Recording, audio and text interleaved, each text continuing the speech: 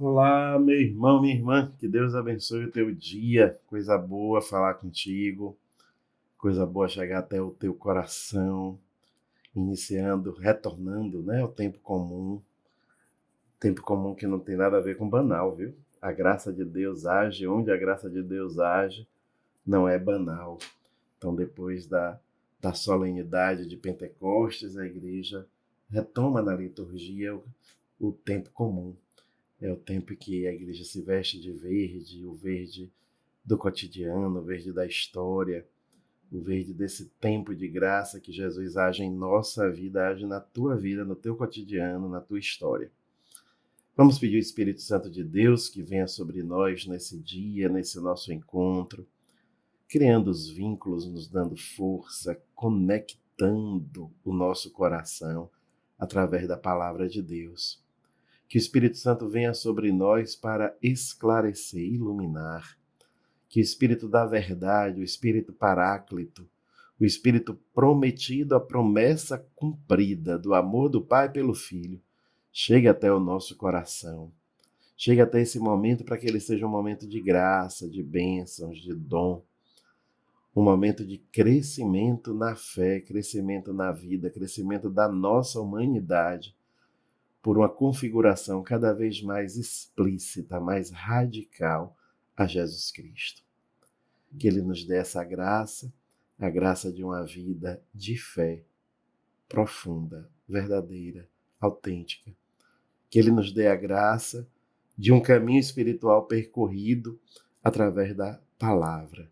Que o Espírito Santo venha em socorro da nossa fraqueza, para iluminar o que está escuro, enternecer o que está duro, regar o que está seco. Iniciemos em nome do Pai, do Filho e do Espírito Santo. Amém. O Senhor esteja convosco, Ele está no meio de nós. Proclamação do Evangelho de Jesus Cristo segundo Marcos. Glória a vós, Senhor. O capítulo é o 9, os versículos de 30 a 37. Naquele tempo, Jesus e seus discípulos atravessavam a Galileia. Ele não queria que ninguém soubesse disso, pois estava ensinando a seus discípulos. E dizia-lhes: O Filho do Homem vai ser entregue nas mãos dos homens e eles o matarão. Mas 3 dias após sua morte ele ressuscitará. Os discípulos, porém, não compreendiam estas palavras e tinham medo de perguntar. Eles chegaram a Cafarnaum. Estando em casa, Jesus perguntou-lhes: O que discutis pelo caminho? Eles, porém, ficaram calados, pois pelo caminho tinham discutido quem era o maior. Jesus sentou-se, chamou os 12 e lhes disse: Se alguém quiser ser o primeiro, que seja o último de todos, e aquele que serve a todos. Em seguida pegou uma criança, colocou-a no meio deles e, abraçando-a, disse: Quem acolher em meu nome uma destas crianças, é a mim que estará acolhendo. E quem me acolher, está acolhendo não a mim, mas aquele que me enviou. Palavra da salvação.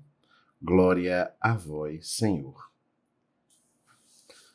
Esse texto sempre me toca muito o coração, meu irmão, minha irmã, porque é interessante, né?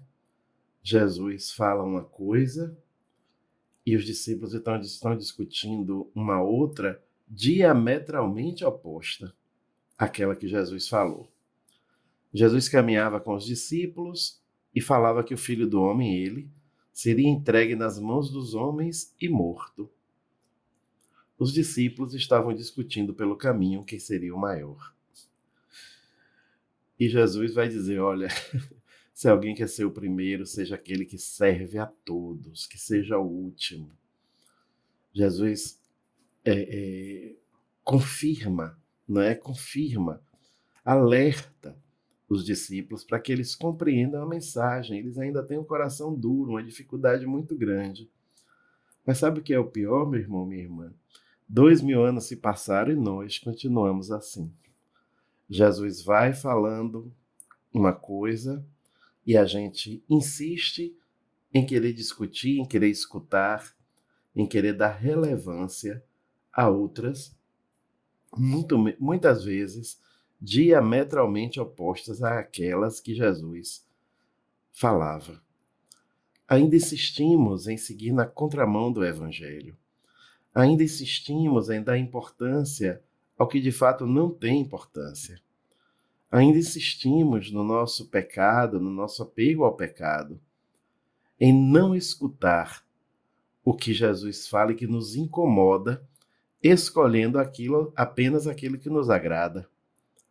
Queremos tantas e muitas vezes todas as belezas, a benesse que Jesus traz, mas não aceitamos as suas exigências. Ainda pensamos segundo a lógica do mundo. Nossa oração hoje deve ser no sentido de uma conversão sincera, para que a gente compreenda, acolha aquilo que Jesus nos diz e não aquilo que gostaríamos que Jesus tivesse falado. Nem sempre o que Jesus nos diz é aquilo que nós gostaríamos de ouvir. Mas é preciso aceitar o que ele nos diz, o que ele nos fala, as exigências amorosas do seu seguimento, e não aquilo que nós gostaríamos que ele fizesse. Que sintamos gosto, alegria nas exigências de Cristo. Que assim seja, e que Deus te abençoe em nome do Pai, do Filho e do Espírito Santo. Amém.